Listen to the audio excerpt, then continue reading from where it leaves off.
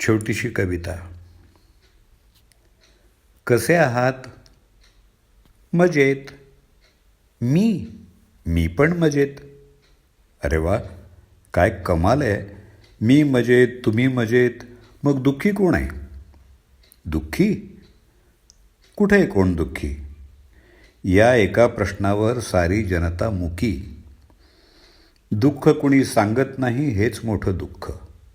दुःख कुणी सांगत नाही हेच मोठं दुःख. सुखी मात्र कुणीच नाही एवढं मात्र पक्क. दुःखाला वाटते हसण्याची भीती.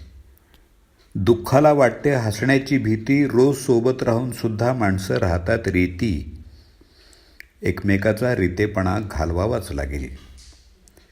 एकमेकाचा रितेपणा घालवावाच लागेल तरच माणूस 4 दिवस मजेमध्ये जगेल. बोलता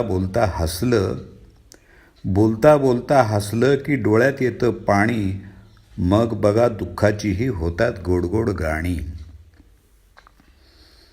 कुणाच्याही दुःखाची करू नका टिंगल. कुणाच्याही दुःखाची करू नका टिंगल. दुसऱ्याला हसल्यावर कसं होईल मंगल. आपल्याबद्दल इतरांना विश्वास वाटला पाहिजे.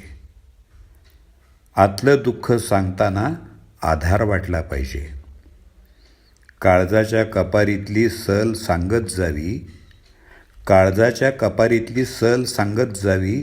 वेदना कमी करण्यासाठी फुंकर घालत जावी. मग बघा माणसं कशी आपसूक जवळ येतात. एकमेकाच्या दुःखाला अलगद कवेत घेतात. मग बघा माणसं कशी आपसूक जवळ येतात. एकमेकाच्या दुःखाला अलगद कवेत घेतात. इथं मजेत राहण्याचा एकच उपाय आहे. इथं मजेत राहण्याचा एकच उपाय आहे. मन मोकळं करण्यासाठी आपली माणसं हवी आहेत. आपली माणसं हवी आहेत. ही कविता खूप छान वाटली म्हणून आपल्यापर्यंत पोचवली. दत्ता सरदेशमुख यांनी. कवी अज्ञात.